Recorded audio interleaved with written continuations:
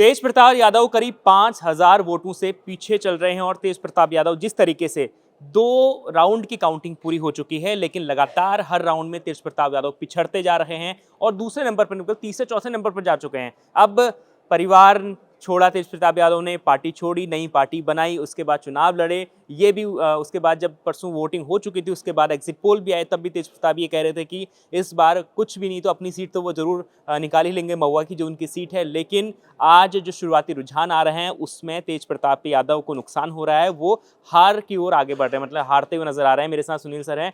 Sunil sir, क्या है तेज प्रताप यादव की सीट का हाल? तेज प्रताप यादव अपनी सीट पर, महुआ सीट पर चौथे नंबर पे खिसक गए हैं।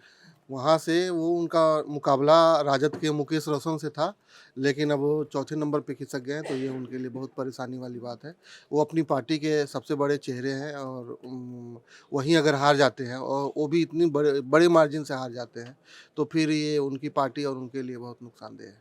अभी करीब करीब 2 राउंड की काउंटिंग हो चुकी है। इसके बाद अगर मैं कहूँ कि ओवरऑल जो चुनाव का नतीजा है, क्या नजर आ रहा है आपको? अब भी हम यही कहेंगे कि ये अर्ली रुझान है और अभी बहुत सारे राउंड के रुझान बाकी हैं।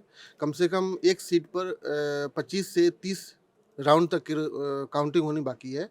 तो ये पहला, दूसरा, तीसरा रुझान अभी आया है। तो अभी उम्मीद है, हो सकता है कि तेज प्रताप यादव अपनी बढ़त बना ले, लेकिन अभी तक तो उनके लिए मुश्किल वाली खबर है। अब इसके अलावा हम ओवरऑल सीटों की बात करें, एनडीए ने करीब करीब 150 सीटों प्लस वो अभी आगे बढ़ रही है। क्या ये नतीजों में कन्वर्ट होगा, फाइनल रिजल्ट में कन्वर्ट होता?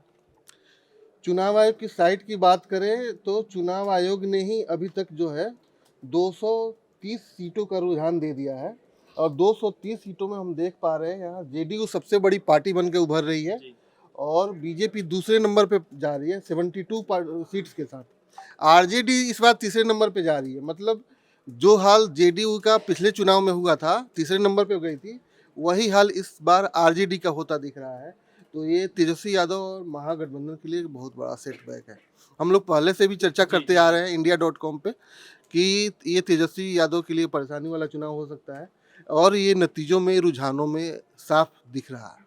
बिल्कुल, जिस तरीके से लगातार जो एग्जिट पोल आए थे कि एनडीए को क्लीन मेजॉरिटी मिल रही है, हालांकि शुरुआत के जो 2 या 3 राउंड हुए हैं उसमें तो ये नज़र आ रहा है। लेकिन एक और जो एग्जिट पोल था मुख्यमंत्री की पसंद को लेकर, तो वो एग्जिट पोल चाहे वो एक्सिस में इंडिया का हो या वो दूसरे एक या 2 एग्जिट पोल और आए थे जिसमें ये दिखाया जा रहा था कि तेजस्वी यादव बिहार के लोगों के लिए मुख्यमंत्री के तौर पर पहली पसंद बने हुए हैं। लेकिन मुख्यमंत्री के तौर पर पहली पसंद बनना और वोट मिलना, इसमें बहुत ज़्यादा अंतर दिखाई दे रहा है। तेजस्वी यादव को उस तरीके से जन समर्थन उनकी पार्टी को नहीं मिला है, उनके गठबंधन को नहीं मिला है जिस तरीके से मुख्यमंत्री के तौर पर उनको होने का अंदाज़ा लगाया जा रहा था। लगातार हम बिहार चुनाव के बारे में आपको बता रहे हैं। अभी सिर्फ 2 या 3 राउंड की काउंटिंग पूरी हुई है और इसके बाद करीब ये जो चुनाव है ये करीब 20 राउंड तक जाएगा। उसके बाद अभी जो नतीजे अब नज़र आ रहे हैं आपको स्क्रीन पर, करीब 150 प्लस आपको जो एनडीए नज़र आ रहा है, ये मामला पलट भी सकता है क्योंकि कोई भी कैंडिडेट जो है वो 5,000-6,000 वोटों से आगे नहीं है। मतलब ये बहुत क्लोज कॉन्टेस्ट है बिहार का। हर एक सीट पर